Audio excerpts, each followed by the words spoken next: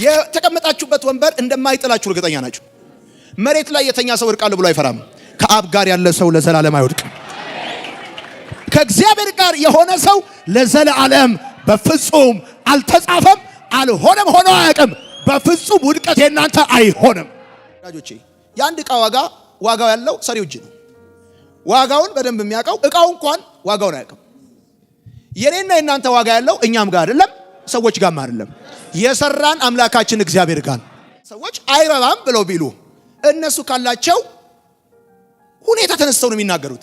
አንተ ሰዎች የሰጡን አስተያየት ወስደ አይረባም ብለው ሲሉ አረባም ካልክ አሁን ሰይጣን ተሳክቶለታል። ምክንያቱም ሰይጣን የሚፈልገው ዙሪያህን አዳምጠ የዙሪያህን ድምጽ የውስጥ ማንነት አድርገን ትቀይር። ገርመው ብዙ ዓለም ላይ በጣም ብዙ ጠቢባኖች የአንድን ነገር ችግር ትርጉም ሊነግሯችሁ ይችላሉ እንጂ መፍትሄውን አይነግሯችሁ። እንዲህ አይነት ሬር ኬስ ከሺህ አንድ ይከሰታል ይሏችሁና ስሙን ነግሯችሁ ፕሮብሌሙን ነግሯችሁ ሶሉሽኑን አይነግሯችሁ። ጌታ ኢየሱስ ፉል ፓኬጅ ነው። እንዳልኳችሁ ብዙ ሰዎች ይጨነቃሉ። አዲስ አበባ ላይ እስቲ የምትጨነቁ ሰዎች ቁሙ ተብሎ ቢባል ብዙ ሰው ይቆማል። የቤት ኪራይ ያስጨንቀዋል፣ አከራዩ ያስጨንቀዋል፣ ትራንስፖርቱ ያስጨንቀዋል አይደል? ብዙ ነገር ያስጨንቀዋል። ብቻ ጭንቀት ለኔና ለናንተ አዲስ አይደለም። ግን ጌታ ኢየሱስ ክርስቶስ አትጨነቁ፣ በአንዳች አትጨነቁ ብሎ በዚህ ቦታ ሲናገር ትሰሙታላችሁ። አገርበት ሐሳብ ሰዎች ለምን ይጨነቃሉ የሚል ነው። ሰዎች ለምን ይጨነቃሉ? እንደምታውቁት በዘመናችን በጣም እየተለመደ የመጣ ንግግር ቢኖር በዓለም ላይ ጭንቀት የሚለው ቃል ነው። ጭንቀት፣ ሰላም ማጣት፣ ውጥረት በከፍተኛ ሁኔታ በዓለም ላይ በስፋት አሁን እየተነገረ ያለ ሐሳብ ነው። ባደጉትም ባላደጉትም ሀገሮች ሰዎች በሚገባ ይጨነቃሉ። ማጣት፣ አለመከናወንና ችግር የጭንቀት መነሻ ተደርጎ ሊወሰድ በፍጹም አይችልም። ምክንያቱም ያላጡ የሞላላቸውና ያገኙም ይጨነቃሉ። ስለዚህ ከጭንቀት ነፃ ህይወት ለመኖር ማግኘት ዋስትና አይደለም። ባደጉትም ባላደጉትም በሁሉም ሀገሮች ላይ ሁሉም ሰው ስለ ጭንቀት በተመለከተ ኤክስፒሪየንስ ያደርጉታል። አንዳንዴ እኛ እዚህ ሆነን በብዙ ችግር በብዙ ስኬት ማጣትና ውጥረት ውስጥ ስለምናሳልፍ ህይወታችን የኛ ብቻ ይሄ ስሜት ይሄ ነገር የኛ የህይወት ልምምድ ብቻ ተደርጎ ሊታሰብ ይችላል። ግን ያገኙም ሰዎች ያላቸውም ሰዎች የተሳካላቸውም ሰዎች ዝነኛ የሆኑ ሰዎችም ይጨነቃሉ። በጥበባቸው ተመክተው አትጨነቁ ሊሉ አይችሉም። ወታደሮችም በጦር መሳሪያቸው ተመክተው አትጨነቁ ብለው ሊሉ አይችሉም። ባለስልጣኖችም እንደዚሁ በስልጣናቸው ተመክተው አትጨነቁ ብለው ሊሉ አይችሉም። እንደውም አትጨነቁ ካሉ ምን አስበው ነው አትጨነቁ ያሉት ብለን መጨነቅ እንጀምራለን። የሆነ ሐሳብ ቢኖራቸው ነው፣ ከምን ተነስተው ነው፣ ምን ለማለት ፈልገው ነው አትጨነቁ ያሉት ብለን እንጨነቃለን። እንደውም እነዚህ ጠቢባን ባለስልጣኖች እንደዚሁም ደግሞ አቅም አለን የሚሉ አካላት ሰዎች እንዳይጨነቁ ከመምከር ይልቅ እንደውም ስለ ህይወታቸው ከፍተኛ ትኩረት እንዲሰጡ በማድረግ እና አካባቢያቸውን በጥርጣሬ እንዲያዩ በመምከር ለከፍተኛ ጭንቀት ብዙ ሰዎችን የሚዳርጉ እነሱ ራሳቸው ናቸው። አትጨነቁ ብሎ ሊል የሚችል ኢየሱስ ብቻ ነው። አትጨነቁ ብሎ ሊል የሚችል የህይወት ሁሉ ምንጭና ራስ የሆነው ክርስቶስ ብቻ ነው አትጨነቁ ሊል የሚችለው። ምክንያቱም የዓለም መሪዎችም ቢሆኑ ይጨነቃሉ፣ ጠቢባኖችም ቢሆኑ ይጨነቃሉ፣ ወታደሮችም አቅም ያላቸውም ዝነኞችም ቢሆኑ ይጨነቃሉ። ማቴዎስ ወንጌል መጽሐፍ ምዕራፍ 6 ቁጥር 25 ላይ እስከ 34 ጌታ ኢየሱስ ይናገራል። ስለዚህ እላችኋለሁ ስለ ነፍሳችሁ በምትበሉትና በምትጠጡት ወይም ስለ ሰውነታችሁ በምትለብሱት አትጨነቁ። ነፍስ ከመብል ሰውነትም ከልብስ አይበልጥምን? ወደ ሰማይ ወፎች ተመልከቱ፣ አይዘሩም፣ አያጭዱም፣ በጎተራም አይከቱም፣ የሰማይ አባታችሁም ይመግባቸዋል። እናንተ ከእነርሱ እጅግ አትበልጡምን? ከእናንተ ተጨንቆ በቁመቱ ላይ አንድ ክንድ መጨመር የሚችል ማን ነው? ስለ ልብስስ ስለምን ትጨነቃላችሁ? የሜዳ አበቦችን እንዴት እንዲያድጉ ልብ አድርጋችሁ ተመልከቱ። አይደክሙም፣ አይፈትሉም። ነገር ግን እላችኋለሁ ሰለሞንስ እንኳን በክብሩ ሁሉ ከነዚህ እንዳንዱ አልለበሰም።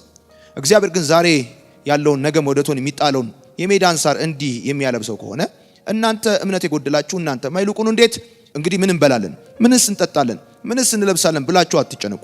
ይህስ ሁሉ አሕዛብ ይፈልጋሉ፣ ይህ ሁሉ እንዲያስፈልጋችሁ የሰማይ አባታችሁ ያውቃልና። ነገር ግን አስቀድማችሁ የእግዚአብሔርን መንግሥት ጽድቁን ፈልጉ፣ ይህም ሁሉ ይጨመርላችኋል።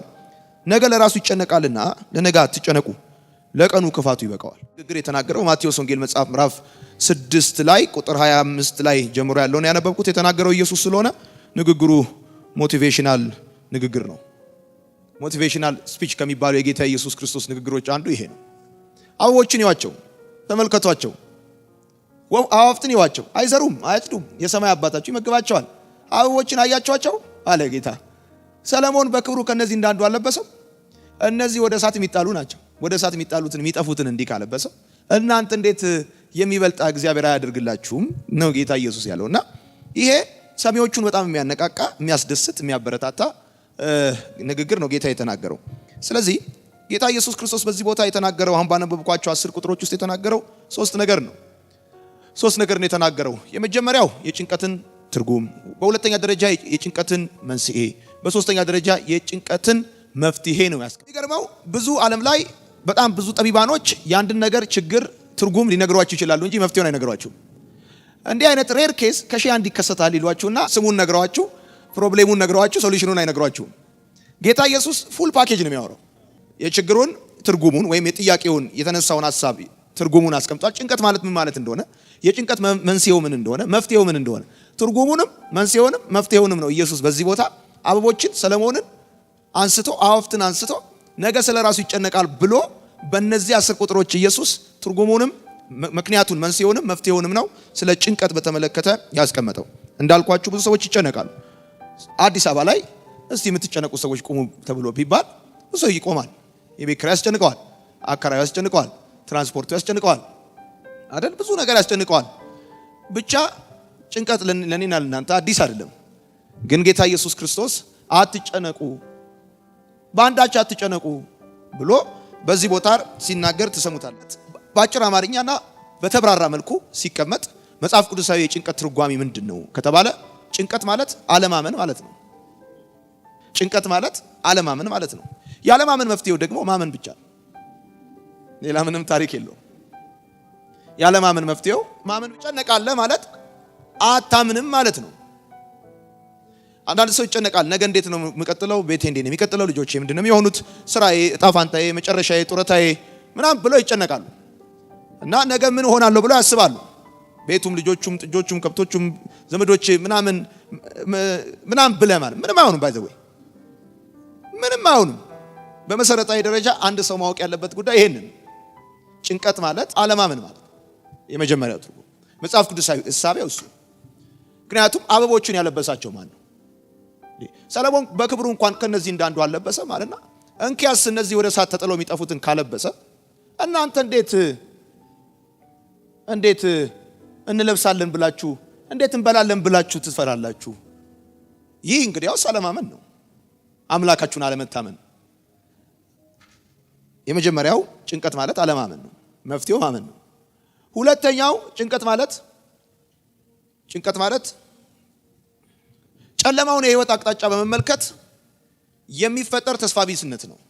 ሰዎች ጭንቀትን ኤክስፒሪየንስ ማድረግ የሚጀምሩት ጨለማውን የህይወታቸውን አቅጣጫ በመመልከት የሚፈጠርባቸው ተስፋ ቢስነት ነው። በተደጋጋሚ ጊዜ ያልተሳካላቸውን፣ የተበላሸባቸውን፣ የመጣባቸውን፣ እየሆነባቸው ያለውን አሉታዊ የሆነውን የህይወታቸውን እንቅስቃሴ ብቻ በመመልከት የሚገቡበት የህይወት አይነት ነው ጭንቀት ማለት። መልካሙ፣ ፖዚቲቭ፣ ቀናው፣ ተስፋ ያለው፣ ደስታ ያለው ወደፊት ሊሄድ የሚችለውን ነገር ሳይሆን ሌላ አሉታዊውን የህይወት ገጻቸውን ብቻ አግዝፈው በማየት የሚመጣ ነው። ምክንያቱም ለምሳሌ አሁን መስራት ከሚችሉት ይልቅ ከዚህ በኋላ ምን ያህል ዓመት ሊቀራቸው እንደሚችል ያሰላሉ። በተደጋጋሚ ጊዜ ሄደው የመልካቸውን መለወጥ መስታወት ላይ ያሉ። ከዛ የከዷቸውን ሰዎች ወደ ኋላ ሄደው ያስባሉ። አሁን እንኳን እነሱ አስበው ያልተሳካላቸውን ነገሮች በጠቅላላ ያመጣሉ፣ ያወርዳሉ፣ ያወጣሉና ለእናንተ ገብቷቸዋል። አሉታዊ የሆነውን ጨለምተኛ የሆነውን የህይወታቸውን ገጽ ብቻ ዝም ብለው ሲያዩት መጨነቅ ይጀምራሉ። ሰው ይጨነቃል ማለት ተስፋ ማድረግ አቁሟል ማለት። ጨለምተኛውን የህይወታችሁን ገጽ ስትመለከቱት በውስጣችሁ የሚፈጠረው ተስፋ ቢስነት፣ ባዶ እንደሆናችሁ ይሰማቸዋል። ህይወት እንደማይቀጥል ይሰማቸዋል። እዚህ ጋር ሊያከትም እንደሆነ ይሰማቸዋል። ስለዚህ ኢንሴኪዩሪቲ ይፈጠርባቸዋል። ከዚህ የተነሳ የምትገቡበት የስሜት ውጥረት ጭንቀት ይባላል። በሶስተኛ ደረጃ ጭንቀት ማለት ለነገ ዋስትና መፈለግ ነው። ሰዎች ጭንቀትን ኤክስፒሪየንስ ማድረግ የሚጀምሩት ለነጋቸው ዋስትና ሲፈልጉ ነው። ቅድም እንደነገርኳችሁ ነገ ምን ሆናለሁ፣ ምን እበላለሁ፣ ምን ጠጣለሁ፣ የት እኖራለሁ፣ ምን እለብሳለሁ፣ ምን መውደቂያ ያለኝ፣ የት ወድቃለሁ፣ ማን ይኖረኛል አጠገቤ፣ ማንም የለኝም። የዘንድሮ ሰው እና የድሮ ሰው ዘንድሮ ምን ሰው አለ፣ ምን ጎረቤት አለ፣ ምን ጓደኛ አለ፣ ከሃዲ ነው ጠቅላላ ይልና ነገን ዋስትና ይፈልጋል። ዛሬ አይዞ ካንተ ጋር ነኝ አለው፣ እንደዚህ ነው ብቻህን አይደለም የሚል ጋራንቲ ይፈልጋል። ስለዚህ ሰው ዝም ብሎ ከመሬት ተነስቶ አይደለም የሚጨነቀው። በእርግጥ አንዳንድ ሰዎች አሁን ያሉ በጣም ብዙ ወጣቶች ከመሬት ተነስተው የሚጨነቁት፣ በተለይ እድሜያቸው ከ16 ዓመት በታች የሆኑ ብዙ ወጣቶች ከመሬት ተነስተው with no reason ነው የሚጨነቁት። ባንክም እቁብም ታክሲም የቤት ኪራይም ሳይኖርባቸው ነው የሚጨነቁት፣ ተስፋ የሚቆርጡት፣ መርዝ የሚጠጡት ይሰማል። በዋነኛነት ግን የነገን ዋስትና መፈለግ ነው አንዱ የጭንቀት መንስኤው። ወይም ጭንቀት ማለት ሰዎች ስለ ነገ ዋስትና ሲፈልጉ ነው። እየተጨነቀ መሆኑን አንደርስታንድ የምታደርጉት ማለት ነው። እዚህ ያላችሁት እንኳን በጣም ኤክሰለንት ናችሁ። አንደኛ ታምናላችሁ፣ ሁለተኛ ጨለምተኛ የሆነውን የህይወታችሁን ገጽ ብቻ አታዩ፣ ሶስተኛ ለነጋችሁ ዋስትና አትፈልጉ። ለምሳሌ ነገ ከፋሲካ በኋላ የሥራ መልቀቂያ ቢሰጣችሁ ምን ትሆናላችሁ? ምንም ማን ምን እንደሆነ ምን ትሆናላችሁ? ይሰማል ማውራው? አቤት ዓለም ሁሉ ተሰብስቦ ካሁን በኋላ አንሰባም ብሎ ቢል ምን ትሆናለህ? ሪጀክሽን ኢዝ ፖቴንሻል ፕሮሞሽን እኮ አይደል? ተው እንጂ እንዴ! በጣም ብዙ አገልጋዮችን ሌባ የሚያደርጋቸው እኮ ኢንሴኩሪቲ ነው። ነገ ምን ሆናለሁ ብለው አስበው እኮ ነው ይሰርቁት። ስለ ነገ ጋራንቲ ለመያዝ አይደል እንዴ ዛሬ ሌብነት ውስጥ ትገባው። ስለዚህ ሰው ሲጨንቀው ነው የሚሰርቀው። ምን ነው በአጭር አማርኛ ሶስቱ ጉዳዮች የጭንቀት ትርጓሜዎች ናቸው። በተለይ እኔ መጽሐፍ ቅዱሳዊ እንድትይዙልኝ የፈለኩት ሁለቱን ነው። አንደኛው አለማመን ነው፣ ሁለተኛው ለነገ ዋስትና መጠየቅ።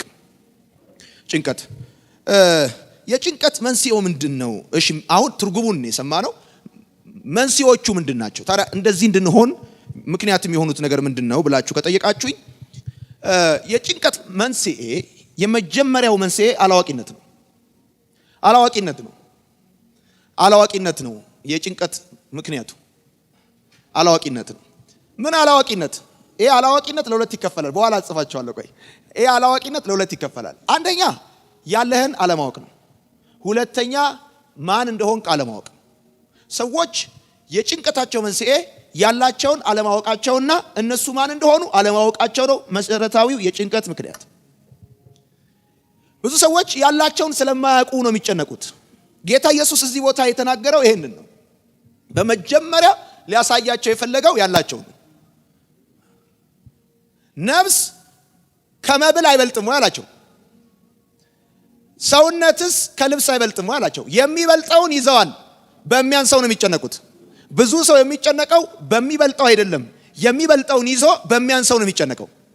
ለአምላካችሁ የሚበልጥበት ነፍስ መስጠት ነው፣ ልብስ መስጠት ነው።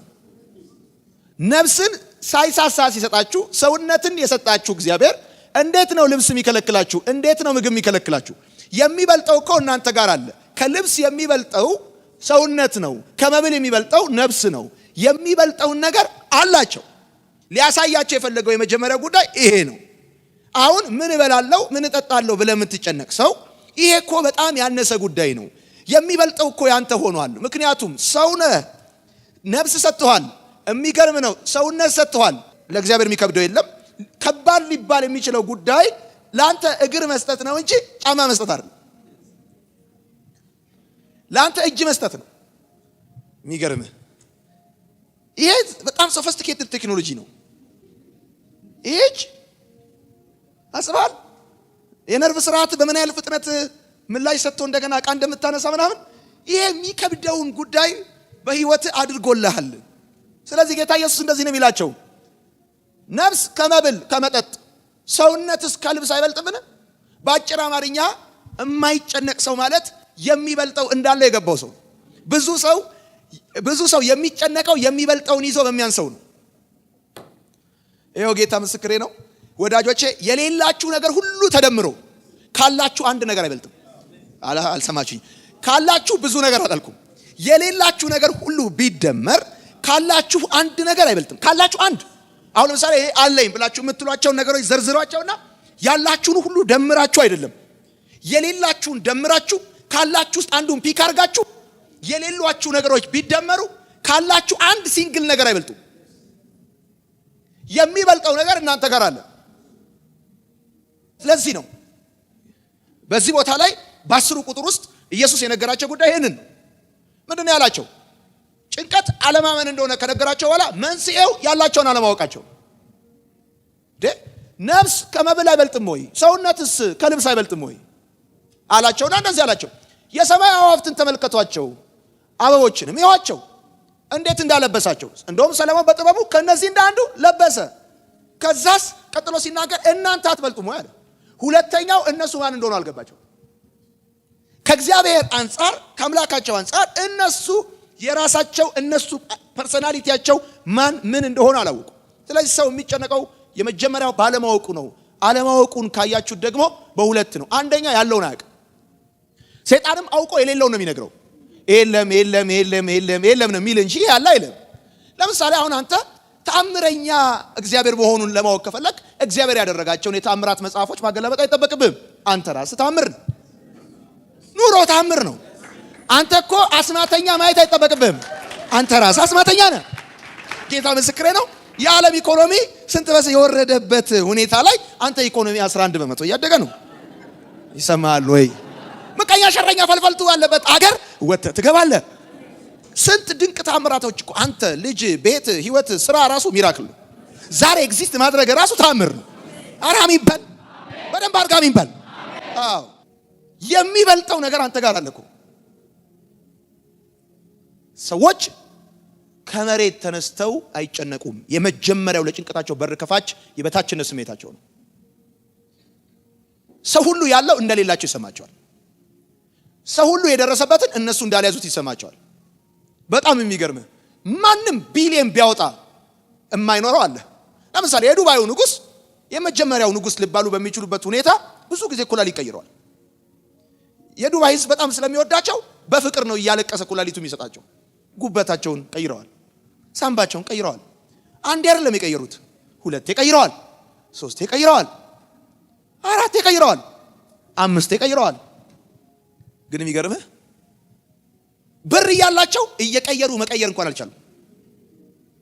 የሆነ ቦታ ላይ ያቆሙ። ቢሊየን እንኳን የፈለግከውን ቢኖርህ ቢሊየን መንጋጋህን ከፍቶ አይዘጋልህ። ስለዚህ አሁን አለ መንጋጋ ተከፍቶ አልዘጋ ብሎ ቢልህና ቢሊየን እዚህ ጋር ቢቀመጥ የቱ ይበልጣል? ይሄ ቢሊየን መንጋጋህን ካልዘጋልህ ምንም ነው፣ ምንም አትፈልጉም። የሆነ ነገር ሲገጥማችሁ እንዴት ይታለፋል ብላችሁ ትጨነቃላችሁ። ይገርማችኋል። እንኳን ጉዳዩ አንተ ታልፋለህ። ምንም በዓለም ላይ የማያልፍ ነገር የለም። እንኳን ነገሩ እኔም አልፋለሁ። አስፈላጊ ከሆነ እንተላለፋለን። ልክ እኔ ስወጣ ጉዳዩ ሲመጣ ማወቅ ያለብህ የሆነ ጋሬጣ ሲገጥምህ አልወጣውም አላልፈውም ብለህ ተጨንቀ ገመድ ገዝተህ በረኪና ጠጥተህ መርዝ ጠጥተህ ምናምን ለምን ትጠጣለህ? የሆነ ቻሌንጅ ሲገጥምህ ስፕራይት ነው መጠጣት ያለብህ። በሎሚ አድርገህ እንደውም ዛሬ በስትሮ ነው መጠጣው ብለህ። አሁን ብዙዎቻችሁ ያለ እድሜያችሁ ነው እያረጃችሁ ያላችሁት። እዚህ ሳያችሁ የ40 ዓመት እቅድ እያቀድን አንመስልም ብዙዎቻችን። አሁን እዚህ ውስጥ ቋሚ ችግር የለም ወንድሜ፣ ወረ ዘራፍ ቋሚ ችግር የለም። አካውንቲንግ እንኳን ሲያስተምር ምን ይላል መሰለ? አሴት ይላል፣ ለሁለት ይከፈላል። ከረንት አሴት እና ፊክስድ አሴት ይላል። ሊያቢሊቲ ይልህና ሾርት ተርም ሊያቢሊቲ እና ሎንግ ተርም ሊያቢሊቲ ነው እንጂ የሚልህ ፊክስድ ሊያቢሊቲ የለም። ቋሚ ዕዳ እንኳን የለም ወንድሜ። የአጭር ጊዜና የረጅም ጊዜ ነው ዳል። ምን ሆነ? ሂሳብ እንኳን ገብቶት ችግርን በቋሚነት አልመለከተውም ብሏል። ምን ሆነ ነው አንተ እንዴ? ሰላም ናችሁ? የመጀመሪያው ማወቅ ያለባችሁ ከየትኛውም ከሚገጥማችሁ ነገር ሁሉ በላይ እናንተ ትበልጣላችሁ። የሚበልጠውን ነገር ይዛችሁ ነው ህይወት የጀመራችሁት። የሚበልጠውን ነገር ይዛችሁ ነው ህይወት የጀመራችሁት። የሚበልጠው ነገር እናንተ ጋር አለ። የከበረው ነገር እናንተ ጋር አለ። መናኛው አይደለም እናንተ ጋር ያለው ውዱ ነገር እናንተ ጋር አለ። የመጀመሪያ ማሰብና ማወቅ ያለባችሁ ይሄንን። ካሁን በኋላ ምንም ነገር ቢደረግላችሁ ከዚህ በፊት ከተደረገላችሁ አይበልጥም። እግዚአብሔር በልጁ ካደረገላችሁ አይበልጥም። ምንም ነገር ካሁን በኋላ ቢደረግላችሁ፣ መኪና ቢገዛላችሁ፣ የፈለገውን ቤት ቢገዛላችሁ የፈለገውን ዛሬ ያረጋችሁትን ልብስ ነገ ባታረጉት ጠዋት ሌላ ከሰዓት ሌላ እንደሚከራይ ሚዜ ብትለብሱ የትኛውም ነገር ቢደረግላችሁ ከተደረገላችሁ ነገር አይበልጥም። የመጀመሪያው ማወቅ ያለባችሁ ጉዳይ እሱ ነው። ስለዚህ ሰዎች የጭንቀታቸው መንስኤ የሚበልጠው እነሱ ጋር እንዳለ ያስቡ። የሆነ 4x4 ሰርቪስ ቤት ውስጥ ተከራይተህ የ600 ብር ፍራሽ ላይ ተኝተህ ሊሆን ይችላል። ይገርማል። አንተ ግን ከሁሉ የሚበልጥ ነፍስ አለ፣ ሰውነት አለ። ስለዚህ የመጀመሪያው ነገር ኢየሱስ ያላቸው እንደዚህ ነው። ነፍስ ከመብል አይበልጥም፣ ሰውነትስ ከልብስ አይበልጥም። ስለዚህ የሚበልጠው እግሬ ነው። ሱሪ ቢያምር እግር አይሆንም ይሆናል። ሱሪ ቢያምር እግር ይሆናል። ሊፕስቲክ ቢያምር ከንፈር ይሆናል ወይ? አይሆንም። አጭር አማርኛ የሚበልጠው ሊፕስቲኩ አይደለም፣ የሚበልጠው ሱሪ አይደለም፣ እግሩ ነው የሚበልጠው አለ። አንደኛ አለቀ። ስለዚህ ሰዎቹ በመጀመሪያ ኢየሱስ ሊነግራቸው የፈለገው የሚበልጠውን አሳያቸው። የሚበልጠው ልብስ ሳይሆን ነፍስ ነው። ምግብ ሳይሆን ሰውነት ነው የሚበልጠው። አንዴ ነው። ሁለተኛው ሰዎቹ ራሳቸውን አላወቁ። አላዋቂነት ነው ብያቸዋለሁ። ያለህን አለማወቅና አንተ ማን እንደሆንክ አለማወቅ የጭንቀት መንስኤ። አንተ ማን እንደሆንክ አለማወቅ። በመጀመሪያ ሰውነት አላቸው። ሰውነት ከልብስ አይበልጥም አላቸው። እነሱ ማን እንደሆኑ አልገባቸው። ይኸውላችሁ ሰው መሆናችሁ የጸሎታችሁም የምርጫችሁም ውጤት አይደለም። ጸልያችሁ አይደለም ሰው ሆናችሁት፣ መርጣችሁ አይደለም ሰው ሆናችሁት። እኔ ሸለምጥማጥ ከመሆን ሰው ብሆን ብለህ ጸልየ ሰው የሆነ ሰው አለ? እንሸራሪት ከመሆን ብለህ ሰው አልሆንክም። ሰውነት ጊፍት። ሰው መሆን እንኳን ስጦታ ነው። እውነቴን እኮ ነው። አንዳንድ ሸረሪትና በረሮን አይተህ ከነዚህ እንደ አንዱ አለመሆን አይቀርም። ሰው መሆናችሁ እንኳን ስጦታ ነው የምላችሁ። ተመልከቱ። ጌታ ኢየሱስን ሊፈትኑት ፈልገው መጡ። ለቄሳር ግብር ይገባል አይገባም አሉት። እስቲ አምጡት የሳንቲሙን መልኩን አምጡት አለ። ከዛ መልኩን አሳያቸው። ይሄ የማን ነው አላቸው። የቄሳር አለ። የቄሳርን ለቄሳር አላቸው። ይሄስ የማን ነው አላቸው። የእግዚአብሔር አለ። የእግዚአብሔርን ለእግዚአብሔር አለ። ጌታ ኢየሱስ ስለ ታክስ አከፋፈል ብቻ ሊናገር ፈልጎ ሳይሆን ይሄ መልኩ የማን ነው ጽፈቱስ የማን ነው ብሎ ሲላቸው ያ መልክ ሊወራ የተፈለገው መልክ የእግዚአብሔር ያሉት መልክ እዛ የቆሙት ሰዎች እንጂ ሳንቲሙ አይደለም። የእግዚአብሔርን ለእግዚአብሔር ያላቸው የቆሙት ሰዎች ለእግዚአብሔር ነው የሚፈልጉት። እሱ የመጣው እዚህ የቆሙትን ሰዎች ለእግዚአብሔር ሊያደርግ ነው። ታውቃላችሁ ዋጋችሁ መልካችሁ እንደሆነ? አልሰማችሁኝም? ዋጋችሁ መልካችሁ ነው። መልካችሁ ነው ያልኳችሁ አፍንጫችሁ ነው ሳይሆን ዘፍጥረት ላይ የተፈጠራችሁበት መልክ ዋጋችሁ ነው። በእግዚአብሔር መልክና ምሳሌ ተፈጥራችኋል። ጻፏ ዋጋችሁ መልካችሁ ነው። ዋጋችሁ መልካችሁ ነው። ሰዎች ማን እንደሆኑ ስለማይረዱ ይጨነቃሉ። ሰልፍ አንደርስታንዲንጋቸው የተዛባ ሲሆን ይጨነቃሉ። ዋጋችሁ መልካችሁ ነው። መልካችሁ ነው ብዬ ስላችሁ አፍንጫችሁ ነው ጥርሳችሁ ነው ያልኳችሁ ሳይሆን መልካችሁ የተፈጠራችሁበት ኢሜጅ ነው። ይሄንን ማወቅ አለባቸው። አንዳንድ ሰዎች ሲጠይቋቸው እንደዚህ ይላሉ። አንተ ማን ነህ ብላችሁ ሲጠይቋቸው እኔ አስተማሪ ነኝ ይላሉ፣ ነጋዴ ነኝ ይላሉ፣ ደሃ ነኝ ይላሉ፣ ሀብታም ነኝ ይላሉ። ግን ፕሮፌሽናቸውን የማንነታቸው መገለጫ ያደርጋሉ። አስተማሪ ከመሆናቸው በፊት ተማሪ ነበሩ። ሀብታምም ደሃም ከመሆናቸው በፊት ሰፈር ውስጥ ጋሪ ላይ የሚንጠለጠል ነበሩ። ስሙኝ፣ የሰይጣን አልቲሜት ዓላማው ሁኔታችሁን ማንነታችሁ ማድረግ ነው። የእናንተን ሁኔታ ማንነታችሁ ማድረግ ነው የሰይጣን አልቲሜት ኦብጀክቲቭ።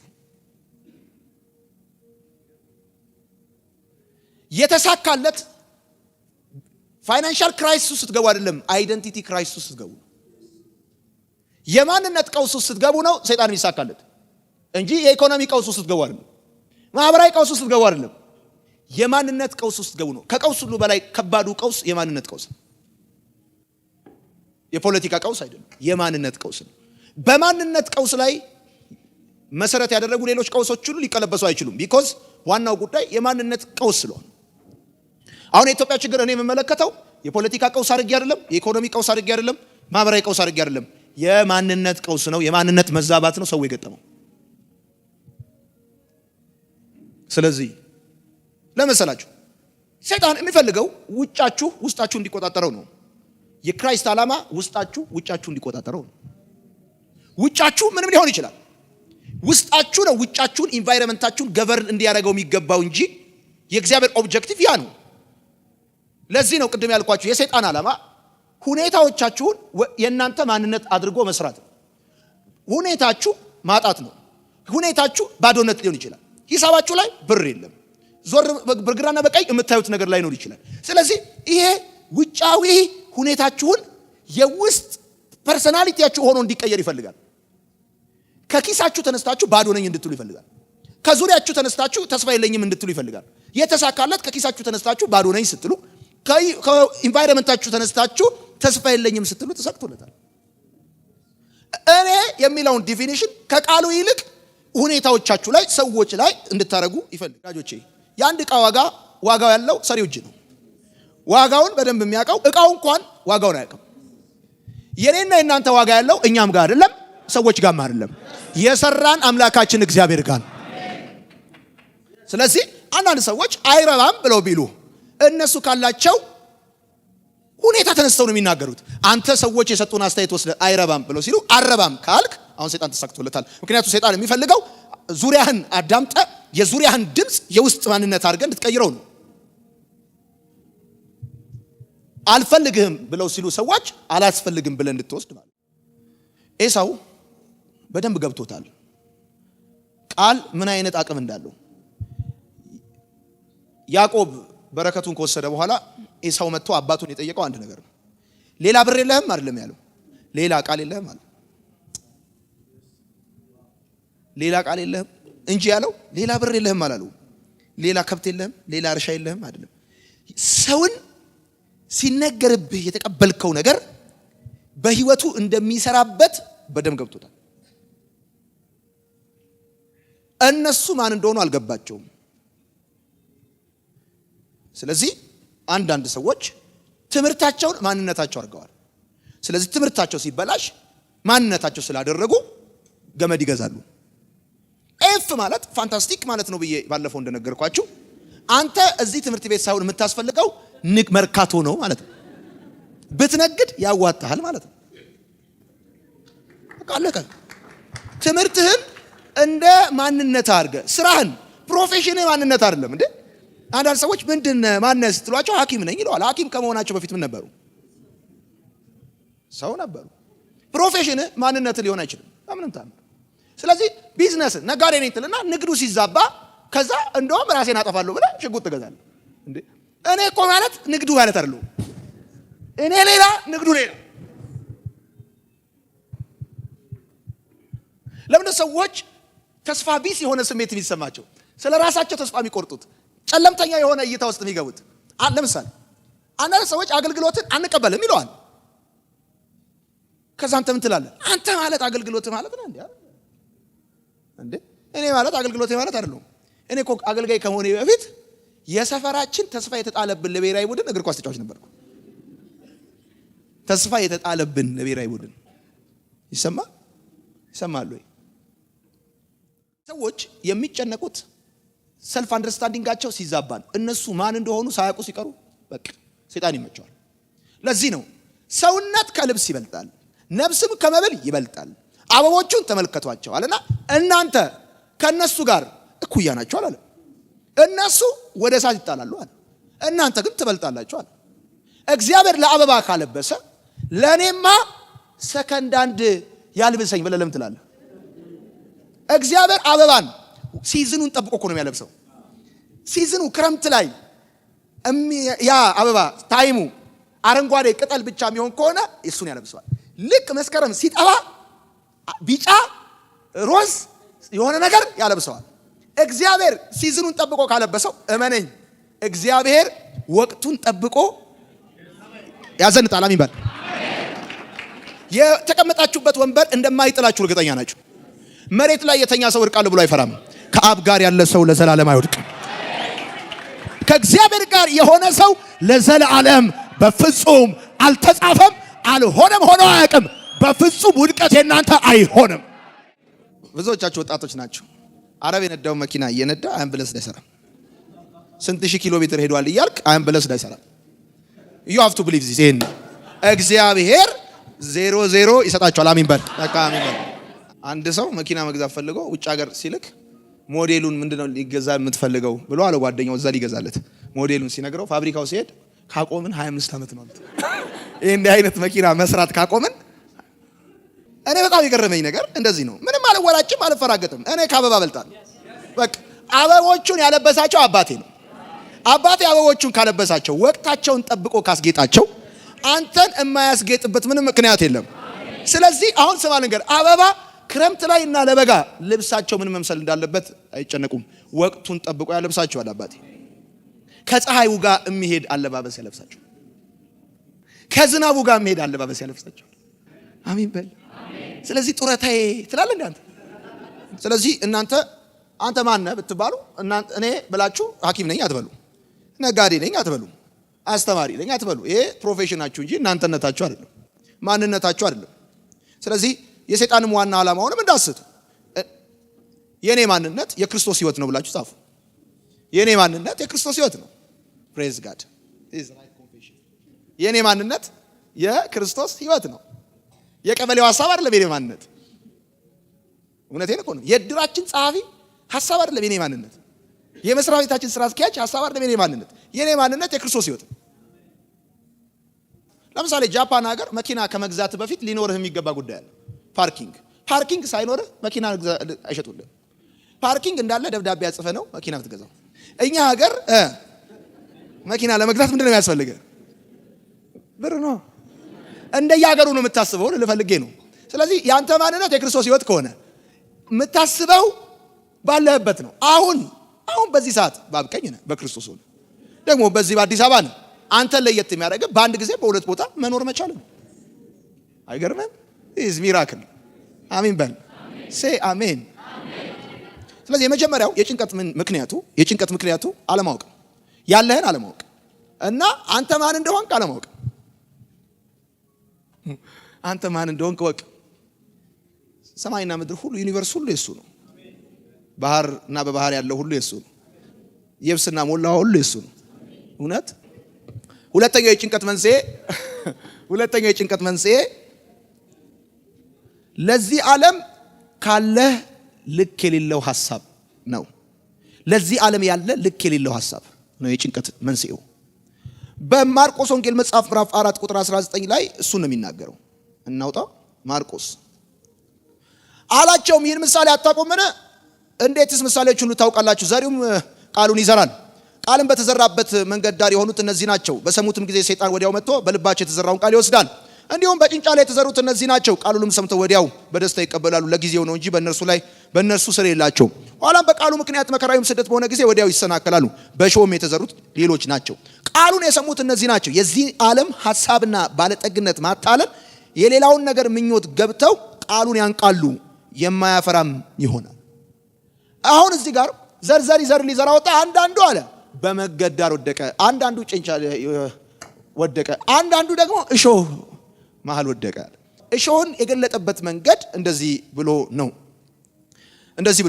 በእሾህም የተዘሩት ሌሎች ናቸው። ቃሉን የሰሙት እነዚህ ናቸው። የዚህ ዓለም ሐሳብና የባለጠግነት ማታለል።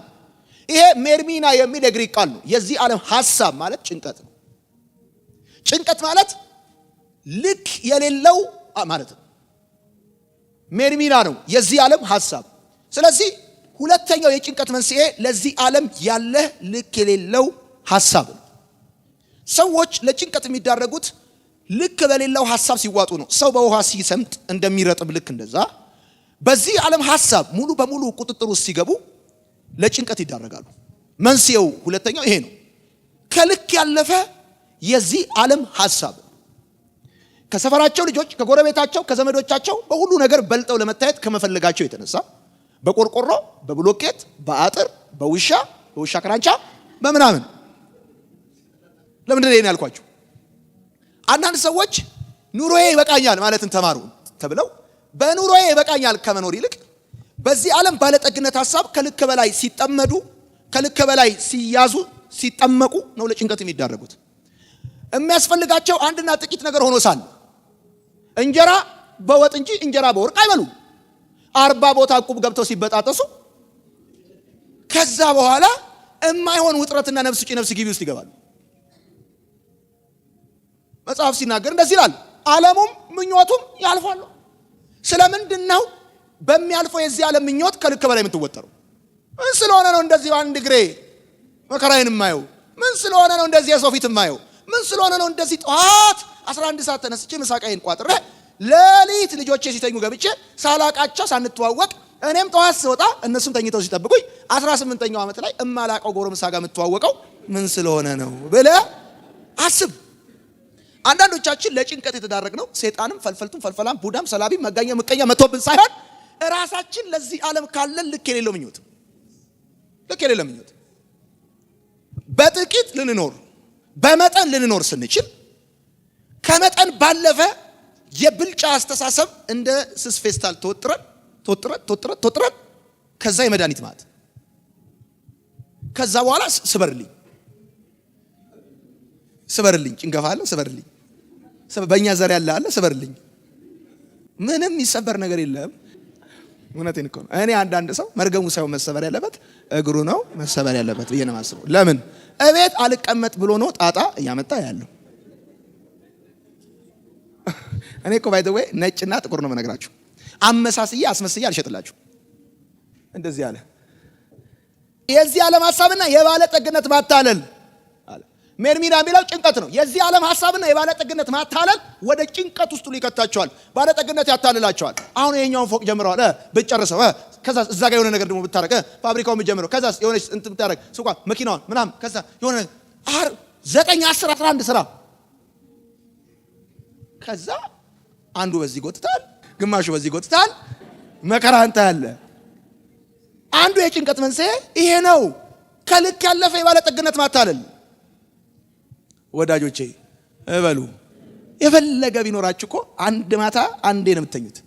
አንድ አልጋ ላይ 3 አልጋ ቢኖራችሁ እንደዚህ ብላችሁ 3 ቦታ አትተኙም። ለአንድ ሌሊት አንድ አልጋ ነው። ሚሊየን ቢኖራችሁ የምትኖሩት ኑሮ ይሄ ነው። እውነቴን ነው የምላችሁ። ጥሩ ነው ሚሊየን ይኖራችሁ፣ ግን ከልካችሁ መጽሐፍ ሲናገር ቀስ በቀስ ማትከማች ሀብት እሷ ትጠፋለች ይላል። እንደውም እንደዚህ ነው የሚለው ባለጠግነት ትኩር ብለህ ስታየው ለራሱ ክንፍ ያበጃል ይላል። ባለጠግነት ትኩር ብለህ ስታየው ለራሱ ክንፍ ያበጃል ማለት ወፍ ክንፏን ካነሳች ልትበር እንደሆነ ልክ እንደዚሁ ሰላቢ ከወሰደው ሀብት በላይ ራሱ የሄደው ሀብት ይበልጣል። ከብዙ ሰዎች ህይወት የጠፋ ገንዘብ ቢኖር ሰላቢ ወስዶት አይደለም፣ ራሱ ባለጠግነት የሚፈዝበትን ሰው አይወድም። ይሄ ሰውዬ ምን ሆኖ ዝም ብሎ የሚያየኝ ትኩር ብሎ እያየኝ ነው ብሎ ተነስቶ ይሄዳል ይላል መጽሐፍ። አይገርምም? ሰለሞን ምንድን ነው ያለው? ለሰው በአይኑ ከማየት በቀር ሀብቱ ለሱ ምን ይጠቅመዋል ይላል። በቃ ሄደህ እኮ እንደዚህ አይቶ ይሄ የኔ ፎቅ ነው ከማለት ውጪ አትበላው፣ አትቆረጥም። ይሄ የኔ ፎቅ ነው እና ወደ ቤት ነው የምትሄደው። በቃ ለአይኑ ከዛ ውጪ ምን ይተርፈዋል አለ። ስለዚህ እንደዚህ ባለጠግነት እንደዛ ነው። ትኩር ብለህ ስታየው ለራሱ ክንፍ ያበጃል። ይሄ ሰው እየፈዝቦብኛል በጣም እሱ ጋር ከመሆን እንትና ጋር ብሆን ይሻላል ብሎ ተነስቶ ይሄዳል። ነበረ የለህም ይለዋል። ስለዚህ የባለጠግነት ማታለል አንዱ የጭንቀት መንስኤ ነው። አንዳንዴ ስታስቡት ይሄን ጉዳይ ትረጋጋላችሁ። የሚያስፈልገው አንድና ጥቂት ነገር ነው አላት ኢየሱስ ለማርታ። ብዙ ነገር አያስፈልግሽም፣ አንድና ጥቂት ነገር ነው የሚያስፈልገው።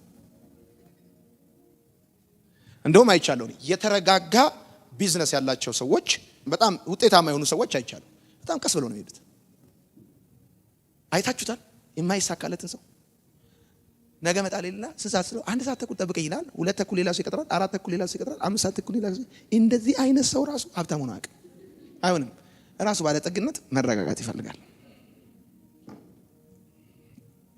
ከኔ ጋር ናችሁ? ስለዚህ ሁለተኛው የጭንቀት ምክንያት ለዚህ ዓለም ያለ ልክ የሌለው ምኞት ነው። እስቲ አንዳንድ የገባችሁባቸውን ብድሮች አስቧቸው። አነሰሰሪ ብድሮች እማትረሱት ታሪክ ፈጥሮ አላለፉ። ከሰው ጋር አቃይሟችሁ መጥፎ ስክራች ፈጥሮባችሁ የሚያስቀምጥ ሶፋ እያላችሁ ምንም ምንም የማያወጣለት ሶፋ እያላችሁ ጓደኛችሁ ቤት ለአራስ ጥሪ ሄዳችሁ ያያችሁትን ሶፋ ካላስገባው ብላችሁ ላሮጌ ቤት ሽያጭ ሸጣችሁ የራሳችሁን ሶፋ ተበድራችሁ ሶፋው በራሱ አይከፍል፣ በተቀመጥክበት ቁጥር አይከፍል። ምን በደለኝ እኮ ነው የምትለው። አንዳንዴ እኮ የገባህበት እኮ ኬዝ እኮ እንዴ በቂ ኑሮ እየኖርክ ሳለ እኮ ነው የማይሆን ነገር ውስጥ የምትገባው። እሺ ሶስተኛ የጭንቀት መንስኤ አንደኛው አለማወቅ ነው። ያለህን አለማወቅ፣ ራስህን አለማወቅ። ሁለተኛው ከልክ ያለፈ የዚህ ዓለም ሐሳብ ነው። ሶስተኛው የጭንቀት መንስኤ ግዴለሽ ወይም የግዴለሽነት ኑሮ ነው። የጭንቀት መንስኤ አንዳንድ ሰዎች ለጭንቀት የሚዳረጉት በግዴለሽነት ይኖሩና ደስ እንዳላቸው ይኖሩና ቀኑ ሲመጣ ይጨነቃሉ። በሉቃስ ወንጌል መጽሐፍ ምዕራፍ 21 እንደዚህ ይላል፣ ነገር ግን ልባችሁ በመጠጥ ብዛትና በስካር ስለ ትዳርን በማሰብ እንዳይከብድ ያ ቀን በድንገት እንዳይመጣባችሁ። ምን ማለት ነው ይሄ? ልባችሁ በመጠጥና በስካር ስለ ትዳርን በማሰብ እንዳይከብድባችሁ ያ ቀን በድንገት እንዳይመጣባችሁ። ምን ማለት ነው? እንዲሁ በቸልተኝነትና በግዴለሽነት ስትኖሩ ያ ቀን እንዳይመጣባችሁ ከዛ በኋላ እንደ ወጥመድ እንዳይዛችሁ ጭንቅ ውስጥ እንዳትገቡ። አንዳንዱ የጭንቀት መንስኤ የግዴለሽነት ኑሮ ነው። ጭራቅ ከሚያስፈራራው አጋንንት ከሚያስጨንቀው በላይ በግዴለሽነት ኑሮ የሚጨነቅ ጴንጤ ነው የሚበዛው። ለምሳሌ አንድ ተማሪ በሰላሙ ጊዜ ዲኤስቲቪ ቤት ነው የሚቀመጠው። ዩኒቨርሲቲ ቁጭ ብለህ ዲኤስቲቪ ስታይ ሻምፒየንስ ሊግ ስታይ ልክ ፋይናል ሲደርስ ሄክታር ጫት ይዞ በቃ ሊጨርስ እየተሰባበረ ሊቀቃ ጫቱን ቅሞ ጥቁር ቡና ጠጥቶ ኮካ በላዩ ላይ ጠጥቶ ሊነቃ ከሚገባው በላይ ነቅቶ የሚገርም በምን ምክንያት እንደሆነ ሳይታወቅ ከተማ ታገኘዋለህ። ከሌሊቱ 9 ሰዓት ታክሲ ይጠብቃል።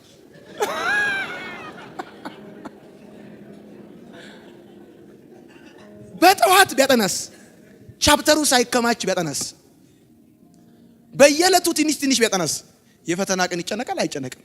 ያንዳንድ ጭንቀቶቻችን ምክንያት ግዴለሽ ኑሯችን ነው። በግዴለሽነት እንነዳና በግዴለሽነት እንኖርና በግዴለሽነት እንወጣ እንማርና ልክ የፈተና ቀን እኔ እኮ ሚኒስትሪና ማትሪክ አይምጣ ኢንትራንስ አይምጣ እርሳሳቸውን ይዘው ይመጣሉ። የእግዚአብሔር ሰው ቃል አውጣበት እዚህ ላይ እርሳሱ ላይ እኔም አውጣውበት በጌታ በኢየሱስ ስም ቅረጭው ይልሻል ጌታ። ቅረጭውና ተጠቀሚበት። በፈተና ቀን ይዘህ የምትመጣው እርሳስ መፍትሄው ምንድነው? ቆንጆ አድርገህ ቀርጸህ መጠቀም። እስቲ አንድን ያላጠና ተማሪ ጸለየለት ነጥብ አስቆጥረው። ስልጣንን ያላግባብ መጠቀም ማለት ነው። ስልጣንን ያላግባብ የሚጠቀሙ ሰዎች ደግሞ ይፈልጋሉ። እምትጸልየው ላጠና ሰው ማስተዋል እንዲሰጠው፣ ጥበብ እንዲሰጠው፣ አቅም እንዲሰጠው አይደል? የማስታወስ አቅም እንዲሰጠው ትጸልይለታለህ እንጂ ከነጭራሹ አጎቴ ታይርን ስታይ ቁጭ ብላ የነበረችን ሴት ኢን ዘ ኔም ኦፍ ጂሰስ ምናምን ብለህ መልስ መስጠት ማለት የሀገር ጠር መሆን ማለት ነው። ያላጠናችን ተማሪ ጸለየላት ኤ ካስመጣህ የሀገር ጠር ነህ አንተ። ምክንያቱም መርፌ ልትወጋ ስትገባ እማይሆን ቦታ ሰው እየወጋች እማይሆን ሂሳብ እየደመረች እማይሆን ስራ እየሰራች አገሪቱን ጨርሽው ማለት ነው። እንደዚህ የሚባል ጸሎት የለም። የጭንቀት አንዱ ምክንያት እሱ ነው። አለቀ። ለምን ነው ኤችአይቪ ልትመረመር ስትል የምትፈራው የምትጨነቀው? ጥፋት እንዳጠፋ ካወቅ ልትመረመር ስትሄድ ትጨነቃለህ። ጸልዩልኝ በጌታ በኢየሱስ ስም እጨነቃለሁ ትላለህ። የምትጨነቀው ለምንድን ነው? ግዴለሽ ሆነ ስትኖር ነው። ነጭ አማርኛ እኮ ነው የምነግርህ። የጭንቀት መንስኤው ግዴለሽ ኑሮ ነው። ሁሉንም ለሰይጣን ማላቀቅና ማሳበብ ኢፍታዊነት ነው። ሰይጣን ራሱ ኢፍታዊ በሆነ መንገድ በብዙ ጴንጤዎች እየተከሰሰ ነው። አብዛኛው ውጊያዎቻችን ቢፈተሽ ከጀርባቸው ሰይጣን የለበትም። በተወሰኑ ጉዳዮች ዋና የሚባሉ አርዕሰ ጉዳዮችን ይዞ ነው ሰይጣን የሚንቀሳቀሰው። ወዳጆቼ በማቴዎስ ወንጌል መጽሐፍ ምዕራፍ 14 ቁጥር 26 ላይ ምን ይላል? የእግዚአብሔር ቃል የሚለው እኮ አንድ ነገር ነው። ኢየሱስ ወደ ማዶ እንሻገር አላቸው። ከዛ የሆነ ሰዓት ላይ ይላል እየተራመደ መጣ ይላል። መጽሐፍ ሚላ መሰለ ባዩትም ጊዜ ታወኩ ይላል። ታወኩ ይልና ጮሁ ይላል። ጮሁ ማለት አሉ መሰለ። ጮሁ እኮ ማለት አሉ ማለት አይደለም። አሁን ወክ እያደረገ እኮ የሚመጣው እኮ ኢየሱስ ነው። እንደዚህ ነው የሚለው ምትሃት ነው ብለው ይላል። ስማኝ ምትሃት ነው ብለው አለ። እኔ ስሙኝ በጌታ ኢየሱስን እኮ ነው። ምትሃት ነው ብለው ታወኩ ይልና ጮሁ ይላል። ጮሁ ማለት ወንድ ልጅ ሲጮህ አስበው ደግሞ ወንድ ልጅ እኮ ለጩኸት እንኳን አይሆንም፣ ለለቅሶም ለጩኸትም አይሆንም እኮ ሲያለቅስ አይተዋል። ምትሃት ነው ብለው እኮ ነው ኢየሱስን ወደ እነሱ እኮ እየመጣ ያለው እኮ የነሱ ኬዝ እኮ ነው የመጣው እኮ መንገድ አሳጥሮላቸው ነው። አልሰማችሁኝም? እንሻገር ካላቸው በኋላ እሱ መንገድ አሳጠረላቸው። ወዳጄ ደነገጡ። ምትሃት መሰላቸው፣ ጮሁ፣ ፈሩ። እነ ጴጥሮስ አካላዊ ንክኪ ከኢየሱስ ጋር አላቸው። ከኢየሱስ ጋር እኮ ኢምፐርሰን በደንብ በአካል ነው እየነኩት እያወሩት ፊት ለፊት ከኢየሱስ ጋር አካላዊ ንክኪ ኖሯቸው አንድን ተአምር ሲያዩ በዚህ መልኩ ከጮሁ አንተ ከ2000 ዓመት በኋላ በስብከት ሞኝነት ድነህ እንደው ካልጮክ ነው የሚገርመኝ። ዋናው ሐሳቤ ምንድነው? ሰው የመሆናችሁ ማሳያ ነው። ግን ግድለሽ ኑሮ ልክ የሌለው የዚህ ዓለም ሐሳብ እና ያላችሁን አለማወቃችሁ እንዲሁም እናንተ ማን እንደሆናችሁ አለማወቃችሁ ነው ለጭንቀት የሚዳረጋችሁ። ምንም የሚያስጨንቀኝ ታሪክ የለም። ከኔ ጋር ያለው መዝሙር ብቻ አይደለም። ከኔ ጋር ነው እርግጠኛ ነኝ። መዝሙር ብቻ አይደለም። አንተ ተቀልዳለህ። ከኔ ጋር ነው እርግጠኛ ነኝ። ከኔ ጋር እንደዚህ ዘለ እቤት ስገባ አጥሩን ዝጉልኝ፣ ውሻውን አምጡልኝ፣ የሆነ ነገር አምጡልኝ እና አንተ ላለ ምን ላወራ ፈልጌ ነው? ማን እንደሆንክ ማወቅ አለብህ። ማን እንደሆንክ ማወቅ አለብህ። አንተ ማን እንደሆንክ፣ በጌታ ማን እንደሆንክ፣ አዲስ ፍጥረት እንደሆንክ። መንፈስ ቅዱስ የሳሎን ቤት ዕቃ መሰለ እንዴ? ጌጥ መሰለ እንዴ? መንፈስ ቅዱስ እኮ አንዱ ስራው ታትማቸዋል ብሎ በመንፈስ ቅዱስ እኮ አንተ መንፈስ ቅዱስ ነው ስትቀበል፣ አንደኛ ቀብድ እኮ ነው የተቀበልከው። ቀብድ ነው የተቀበልከው። ቀብድ ማለት አልቀር እመጣለሁ ነው። መንፈስ ቅዱስን ሲልክልህ እመጣለሁ ብሎ ነው ጌታ። አንደኛ። ሁለተኛ ደግሞ ለቤዛ ቀን የታተማችሁበትን አለ። you are protected ማለት እኮ ነው። you are secured ማለት ነው። እንዴት ነው አንተ መንፈስ ቅዱስን ተቀበለ ያጋንንት መጫወቻ የምትሆነው እንዴ? you are protected እኮ አንተ እኮ ልጅ ነህ እኮ ወራሽ ነህ። የልጅነት መብት አለ። የልጅነት መብት ተሰጥቷል። የአባት ባለጠግነት ሁሉ ያንተ ነው። የጭንቀት መንስኤው ያለህን አለማወቅ፣ አንተ ራስህ ማን እንደሆንክ አለማወቅ። አሁን አንዳንድ ሰዎች በእኛ ጸሎት በክርስትና ህይወት የሚኖሩ ይመስላቸዋል። ስለዚህ አጋንንት የያዘው ሰው ይዘው ይመጣሉ። ሂሩታ በጌታ በኢየሱስ ሂድ አንተ ብለህ አባረው ነው የተባልከው እንጂ ይዘናል ተባልከው። አባረው እዛ ባለበት እጅን ጭና ሂድ አዛር ሂድ በኢየሱስ ብለህ አባረው። ማን እንደሆንክ ወቅ። ተራሰው አይደለም አንተ ጌታን ተራሰው አይደለም። እውነት ተራሰው አይደለም። አሜን በል አይደለም አንተ። ሁለተኛ ግድ የለሽ የሆነ ህይወት አቁም። መስራት ያለብን ቀን ሳለ ስራ፣ ማድረግ ያለብን ቀን ሳለ አድርግ። ሁለተኛ። ሶስተኛው ልክ ከሌለው የዚህ ዓለም ሐሳብ ተፋታ። በቃ ጓደኞች መኪና ስላላቸው መኪና ይኖረኝ አትበል። መኪና እንዲኖር ከፈለክ በምክንያት ይኖር፣ በዓላማ ይኖር። ብድግ ብለህ ቤት ይኖረኝ ብለህ መጨነቅ የለብህም። ባለኝ ሌላ ነገር ይኖረኝ ብለህ መጨነቅ የለብህም። ያለኝ ይበቃኛል ማለትን ተማር። ኑሮዬ ይበቃኛል ማለትን ተማር። ይሄ ሲሆን ከጭንቀት ህይወት ትገላገላለህ። የተቋሙ ጸሎትም ታሰጥራለህ። የምስጋናውን ጸሎት ታረዝማለህ። አሁን ችግራችን ምንድነው? የምስጋናው አጥሮ የተቋሙ በዛ። በኢየሱስ ተቋሙ በኢየሱስ በዚህ የሚያዝከን በዛም የዘጋብን ምናምን ትላለህ። አሁን ግን እሱን ታሳጥርና ምስጋና ምንድነው? መልካም ነው ብለህ ትዘምራለህ። ሰዎች ስለምን ይጨነቃሉ? የሚበልጠው እንዳላቸው ስለማያውቁ ይጨነቃሉ። አንደኛ።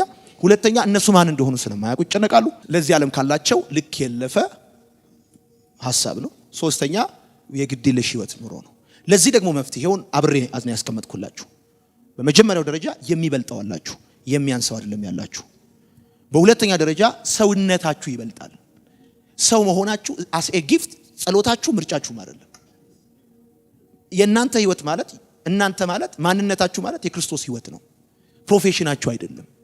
በክርስቶስ የሆናችሁትን የእናንተን ማንነት እወቁት፣ ተራ ሰው አይደላችሁ። ግድየለሽ ህይወት አትኑሩ። የባለጠግነት ምኞት ማታለል እንዳይወስዳችሁ እሱን በእግዚአብሔር ቃል ግሩት። ይህ ሲሆን በደስታ በበረከትና በሰላም ትኖራላችሁ። ለጌታ እልልታ ጭብጨባ